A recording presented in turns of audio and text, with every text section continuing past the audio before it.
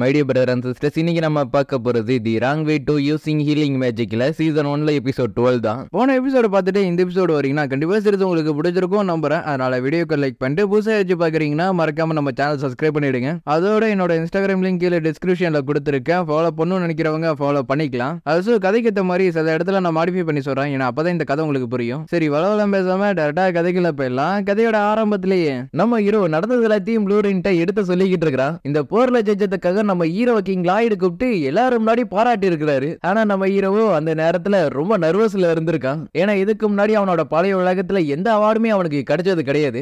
Fluorine என்ன, நான் இல்லாத நேரம் பார்த்து சாப்பிட்டு நல்லா வெயிட் போட்ட போல இருக்கு.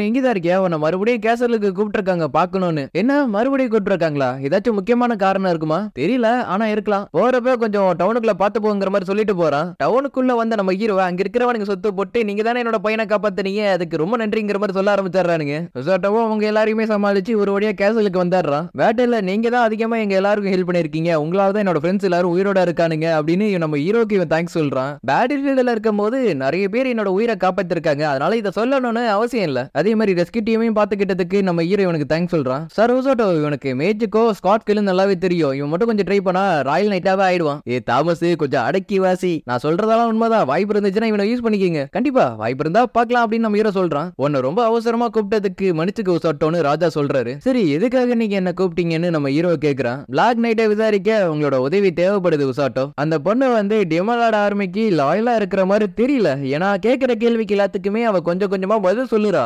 ஆனாலும் ரொம்ப முக்கியமான கேள்விக்கு எதுக்குமே அவ பதில் சொல்ல மாட்டா. பட் இருந்தாலும் டிமன்ஸோட மேஜிக் சிஸ்டம் அவங்களோட பவர்ஸை பத்தி தெரிஞ்சுக்க வேண்டியது இருக்கு. அவ கேட்கிற ஒரு கோரிக்கை நிறைவேற்றினா நம்ம கேட்கிற கேள்விக்கு எல்லாத்துக்கும் பதில் சொல்றான்னு சொல்றா. சார் உசாட்டோ, அவ உங்களை பார்க்கணும்னு ஆசைப்படுறா. கவலைப்படாத உசாட்டோ, ஏதாச்சும் நடந்துச்சுன்னா அவகிட்ட இருந்து காப்பாத்துறதுக்கு நான் இருக்கேன். உங்களை அவகிட்ட இருந்து காப்பாத்தினதை நீங்க மறந்துட்டீங்களா செம்பாய்? அதே என்னமோ உண்மைதான், ஏன்னா ஒன்னாலையும் ரோசாலையும் மட்டும்தான் அவளை சமாளிக்க முடியும். ஆனாலும் எனக்கு ஒரு சந்தேகம், என்னோட மேஜிக்கால எப்படி பிளாக் நைட்டை சமாளிக்க முடிஞ்சுச்சு? அதுக்கு காரணம் பிளாக் நைட் வந்து டார்க் மேஜிக் யூஸ் பண்ணிட்டு இருந்தனால நம்ம ஹீரோட ஹீலிங் மேஜிக் அதை கேன்சல் பண்ணிருக்கு. அதனாலதான் அதை எல்லாத்தையும் தாண்டி நம்ம ஹீரோவால அந்த பொண்ணுக்கு டேமேஜ் கொடுக்க முடிஞ்சுச்சு. ஆமா, அந்த பொண்ணுக்கு நீங்க மெடிக்கல் ட்ரீட்மெண்ட் கொடுத்தீங்களான்னு நம்ம ஹீரோ கேக்குறா. அந்த பொண்ணு கண்ணு முழிச்சதுல இருந்து இப்போ வரையும் அவனோட ஆர்மர் கழட்டவே இல்லைன்னு இவர் சொல்றாரு. அடுத்தபடியே நம்ம ஹீரோ அந்த பொண்ணை போய் பார்க்க அந்த பொண்ணு நம்ம ஹீரோ பெருசா கண்டுக்க மாட்டா. ஆனா நம்ம ஹீரோவுக்கு நல்லாவே புரிஞ்சிருது நம்ம அடிச்ச அடியில அந்த பொண்ணுக்கு பயங்கரமா டேமேஜ் ஆயிருக்குன்னு. ஏன்னா பாறையை கூட உடைக்கிற அளவுக்கு நம்ம ஹீரோட கையில ஸ்ட்ரென்த் இருக்கு. அதனால நான் அடிச்ச அடியெல்லாம் உனக்கு வலிக்குதான்னு நம்ம ஹீரோ கேக்குறான். என்ன சாட்டோ, உடஞ்சு போன இதயத்தை ஒட்ட வைக்கிற மாதிரி அந்த பொண்ணு கிட்ட பேசிட்டு இருக்க, எதுக்காக நீ என்ன பாக்கணும் சொல்லி கூப்பிட்டேன்னு நம்ம ஹீரோ கேக்குறான். என்னோட முகத்தை அடிச்சு உடைச்சவனோட முகத்தை நான் பாக்கணும்னு ஆசைப்பட்டேன். இப்படி இவ சொல்றப்ப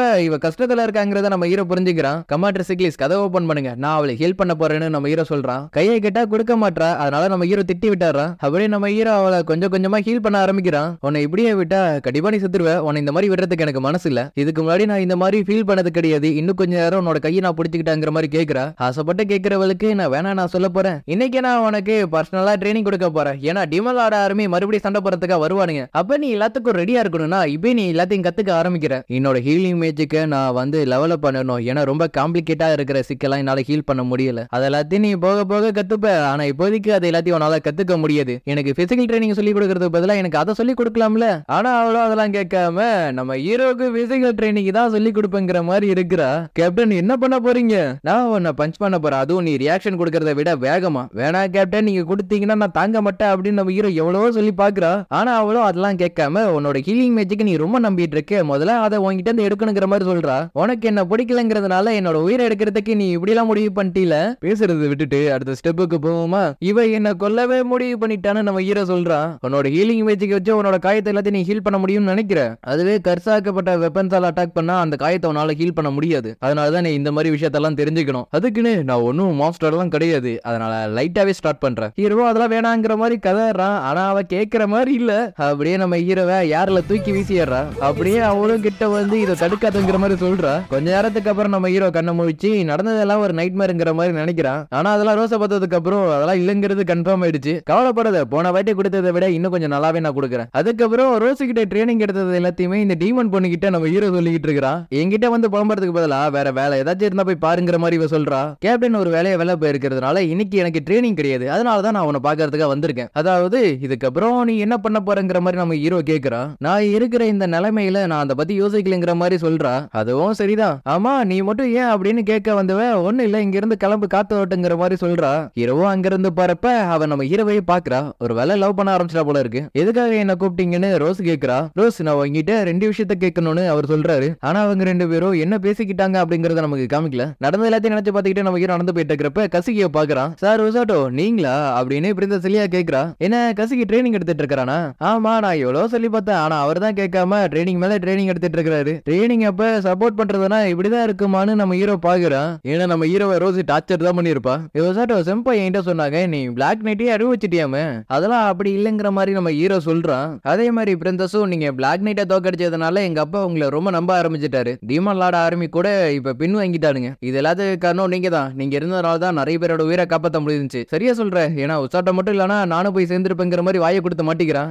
ரொம்ப டைம் ஆயிடுச்சு. நான் போய் ட்ரைனிங் எடுக்க போறேன். சார் கசுகி இதுக்கு முன்னாடி நீங்க சொன்னீங்களே அதை கொஞ்சம் டீட்டெயிலா சொல்ல முடியுமா? கசுகி இப்ப வசமா மாட்டிக்கிட்டான். அதனால சொல்லாததுக்கு எல்லாத்துக்கும் சேர்த்து இப்ப மன்னிப்பு கேட்கறான். இங்க நம்ம ஹீரோவும் பிளாக் நைட்டை நினைச்சு லைட்டா வருத்தப்படுறான். தேவையான இன்ஃபர்மேஷன் கிடைச்சதுக்கு அப்புறம் அவளை கொல்றதுக்கு தான் வாய்ப்பு இருக்கு. அவன் பேரு உசாட்டோ தானே. எதுக்காக அவன் என்ன பாக்குறதுக்காக வந்துகிட்டு இருக்கிறான்? யாரது வரது உசாட்டோவான்னு இவ கேக்குறா. உசாட்டோ போட்டிருந்த அதே யூனிஃபார்மா இவளும் போட்டிருக்கா. அப்பனா அவன் சொன்ன கேப்டன் இவளதான் இருக்கணும். கண்ண முடிஞ்சதுக்கு அப்புறம் இப்பதான் நீ முதல் தடவை பாக்குறீல. மேஜஸ்ட்ரி மட்டும் இதை என்கிட்ட சொல்லவே நினைச்சீங்க. நான் கண்டிப்பா இந்த இடத்துக்கு வந்திருக்கவே மாட்டேன். எதுக்காக இங்க வந்திருக்கேன்னு கேட்க நான் உனக்கு 2 ஆப்ஷன் எடுத்து வந்திருக்கேன்னு இவ சொல்றா. ஃபர்ஸ்ட் ஆப்ஷன் கடைசி வரை நீ இந்த ஜெயிலே இருக்கிறது. செகண்ட் ஆப்ஷன் என்ன கொல்ல போறீங்களா? ரொம்ப அவசரப்படாத. உன்னோட செகண்ட் ஆப்ஷன் என்ன தெரியுமா? இதுக்கப்புறம் நீ எனக்கு கீழே ஒரு அப்ராய்டு ஹியூமனா இருக்க போற. அப்படி இல்லனா இப்படி கூட வச்சிருக்கலாம் அப்ராய்டு டீமன். நீ நினைக்கிறதெல்லாம் நான் பண்ண மாட்டேங்கிற மாதிரி இவ சொல்றா. ஆனா ரோஸ் கிட்ட அதெல்லாம் நடக்குமா? உனக்கு இதை விட்ட வேற ஆப்ஷனே கிடையாது அப்படின்னு மிரட்ட ஆரம்பிச்சாரா. அது மட்டும் இல்லாம அவளோட கழுத்துல மனாசில் காலரையும் போட்டு விட்டாரா. எதுக்காக இப்படி பண்ணன்னு இவ புலம்புறா. ஆனா ரோசோ நீ இங்க இருந்தா இப்படியே தான் இருப்ப. அதனால நீ என் கூட வந்து ஒரு நல்ல டீமனை மாறதுக்கு பாருங்கிற மாதிரி சொல்றா. என்ன நீ பாட்டுக்கு பேசிட்டு இருக்க? எனக்கு இதுல கொஞ்சம் கூட விருப்பம் இல்ல. நீ என்ன வேணா சொல்லி புலம்பிக்க. இப்படி இருந்தாலும் கடைசியில என் கூட நீ வந்துதான் ஆகணும். ஐயோ இவ என்ன வச்சு ஏதோ ஒரு பிளான் பண்ணிட்டா. ரோஸும் ஒரு தட்டி நீ என் கூட வந்துதான் ஆகணுங்கிற மாதிரி சொல்றா. ப்ளூரின் வா இன்னொரு ரவுண்ட் ஓடலாம். உனக்கு தான் இன்னைக்கு ட்ரைனிங் கிடையாதுன்னு சொல்லி இருக்கறான்ல. பழகிடுச்சு டக்குன்னு விட முடியல. ஆமா பின்னாடி இருக்கிறது யாரு? அவளை நீ கடத்திட்டியான்னு நம்ம ஹீரோ கேக்குறான்.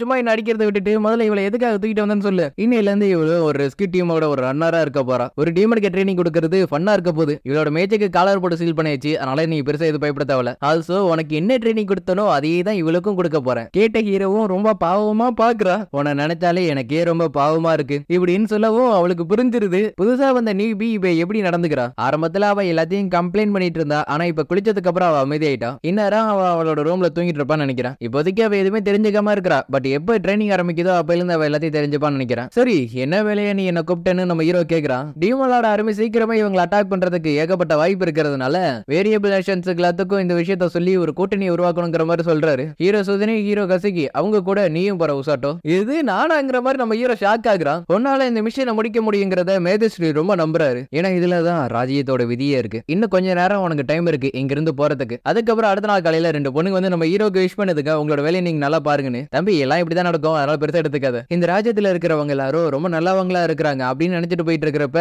உசாட்டோ நம்ம 2 பேரும் எதாச்சும் மீட் பண்ற மாதிரி தெரியல. விதிதான் நம்ம 2 பேரும் மீட் பண்ண வச்சிருக்கு. அதெல்லாம் இல்லங்கிற மாதிரி நம்ம ஹீரோ பேசிட்டு இருக்கிறான். அப்படி பேசிட்டு இருக்கிறப்ப அந்த பொண்ணை பாக்குறான். அடுத்த நொடியே நான் உன்னை கண்டுபிடிச்சிட்டேன். உன்கிட்ட நான் பேசணும்னு சொல்றான். நான் உனக்காக தான் வெயிட் பண்ணிட்டு இருந்தேன். நீ வந்து எனக்கு ரீபே பண்ணணும். ஹீலர் என்னோட அம்மாவை காப்பாத்து அப்படின்னு அவ சொல்றா. அப்படி அவ சொல்ல இந்த இடத்துல இந்த எபிசோட முடியுது.